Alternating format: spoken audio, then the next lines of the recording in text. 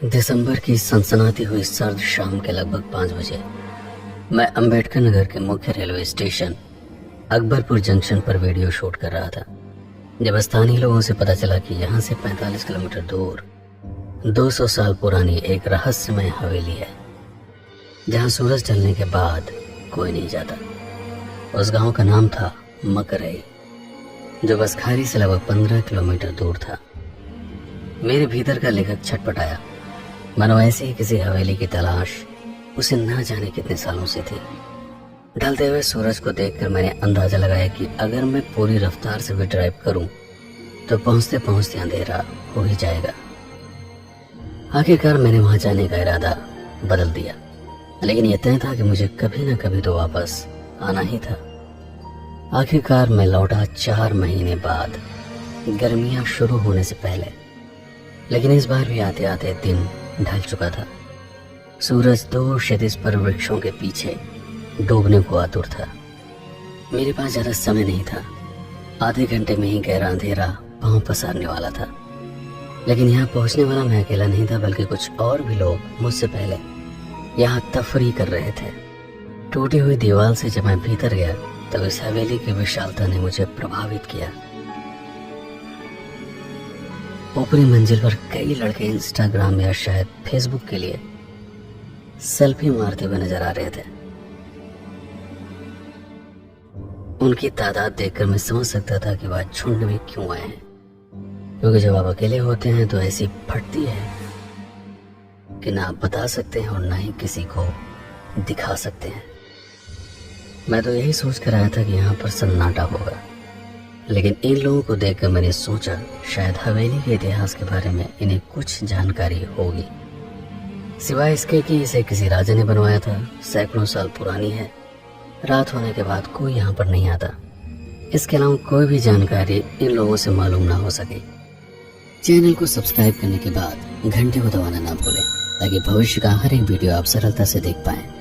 आने से पहले मैंने गूगल मैप पर मकरई की हवेली को खोजने की कोशिश की, लेकिन इसका कोई अता पता नहीं था। इतनी विशाल, भव्य और देखने में रहस्यों से भरी हुई यह हवेली इतनी उपेक्षित। कई लोगों को आज भी यकीन है कि इस हवेली में पुराने राजाओं के गुप्त खजाने जमीन के नीचे दफन है, जिन्हें पाने के लिए वो दिन में समय निकालकर चोरी छुपे किसी न किसी कमरे की ओट में खुदाई करते हैं। अब इसको क्या मिला क्या नहीं कौन जानता है, लेकिन ये तय है कि इस हवेली की बनावट ऐसी है कि दिन में तो ये रोमांचक लगती है, लेकिन रात में अगर आप यहाँ आकर अकेले कुछ समय बिताएं तो शायद आपका दिमाग हर उस चीज को साकार कर देगा जिसके बारे में सोचकर आपको डर लगता है। भूत, प्रेत, आत्मा, साया, शैतान, पिशाच। और अगर आप इन चीजों को नहीं मानते तो रात में डरने की एक दूसरी वजह भी है, जंगली जानवर। क्या पता रात में भी यहाँ कई लोग झुंड में आकर टार्च की रोशनी में खुदाई करते हो, खजाने के लालच में। लालच हर डर पर हावी हो जाता है। हवेली की संरचना काफी वैज्ञानिक और रोचक थी। हर कमरे एक दूसरे से जुड़े हुए थे, कई दरवाजों से। कुछ आंगन में खुलते थे और कुछ बाहर। ऐसा शायद तापमान को संतुलित करने के लिए किया गया था। यह हवेली अगर 200 साल भी पुरानी है तो निसंदेह ये उस समय की बात है जब ना एसी था, ना कूलर और ना ही पंखे।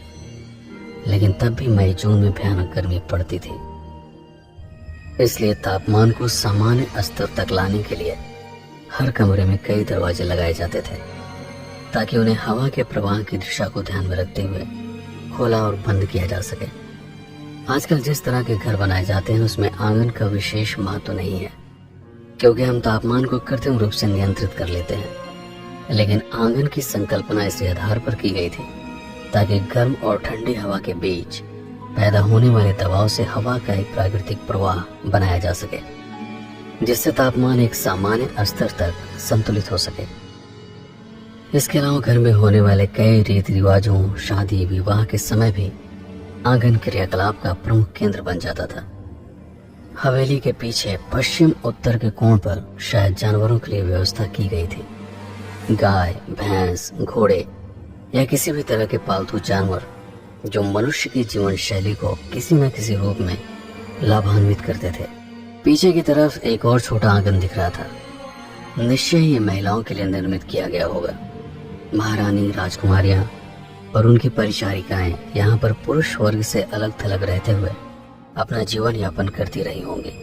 निश्चय ही कभी यह हवेली संपन्न रही होगी, लेकिन आज यहाँ पर छाया हुआ था भाएं भाएं करता हुआ गहरा सन्नाटा।